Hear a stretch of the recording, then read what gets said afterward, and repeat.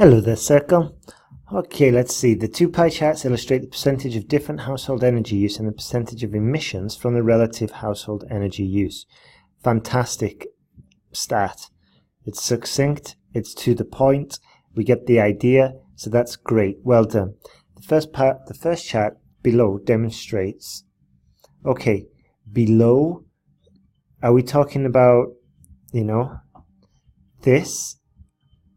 Are we talking about this? So we don't really need below, because I doubt we would be talking about that. Different purposes of energy. Yeah, so really we're talking about that, so we didn't need the below there, be careful. The first chart demonstrates the percentages of 6 different purposes of energy use in an average household in Australia. Now here's a tip. We can use nationalities in an Australian household. Why would we want to use nationalities? Well, just to show variety and avoid repetition. Water heating uses the most of the energy, accounting for 42% of the total energy use, followed by the 30% of energy use of water heating. Good. Now some other good points here. A third, a fifth, a sixth. Yeah, a third here. It just shows, once again, it shows variety. Also, if we look at the cost, we can say just over 40%, almost 10%. And these are the fancy structures that help you to score higher than a band 7. So what you're doing is not incorrect, and this isn't a correction, it's just advice to help you improve and basically improve your score. Let's see, other appliances making up half of the energy of water heating, 15%.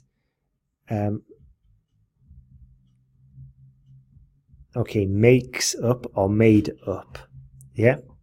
Refrigeration comprises a comparatively low percentage, which is 7%. The use of energy for lighting and cooling accounts for the least percentages, which are 4% and 2% respectively.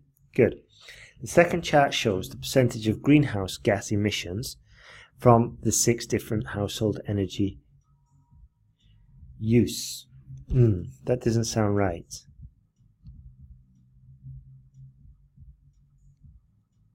Okay, from the 6 household energy uses, that's why it should be plural.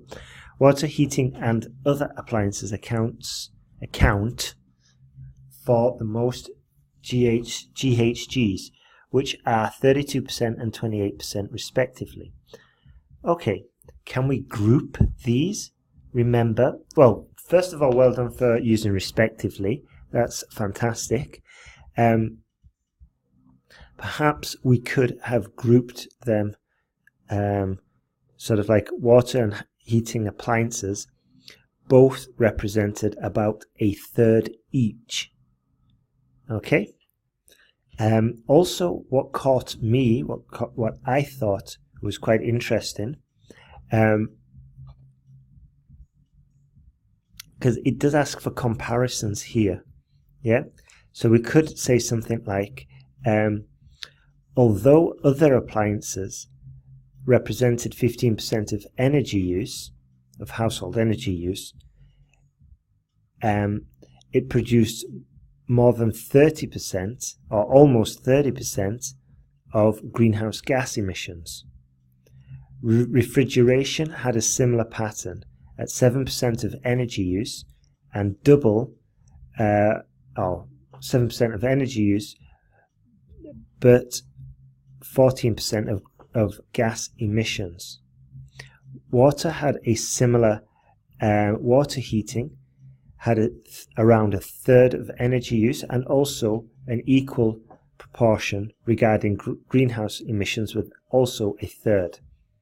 Yeah, like if we can make comparisons like that, then we're going for like band 8 if we can compare them. Yeah. Interestingly, heating was responsible, or heating stood at 42% for household energy use, but conversely only produced 15% of gas emissions. Yeah? So this is like the higher level task 1 would be able to do. Not just this one and this one. If we're going for above a 7, we need to sort of like pick out some interesting features. Okay, so let's move on. Water heating and other appliances accounts for, okay, respectively, yeah. 42% of heating energy use emits 15% of the total. Okay, so excellent. That's exactly what I wanted to see. Percent of energy use emits 15% of the total, or only 15% of the total GHGs. Besides, refrigeration has a similar amount of emission, 14% of heating. That phrase doesn't read so well. Besides, not besides, I would have said furthermore. Furthermore, refrigeration at 7% of household use, refrigeration was responsible for 14% of the, what do you call it, of the emissions.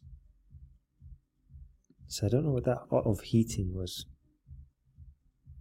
Okay, furthermore, so here we've compared the energy use and the total greenhouse gases, but here we are comparing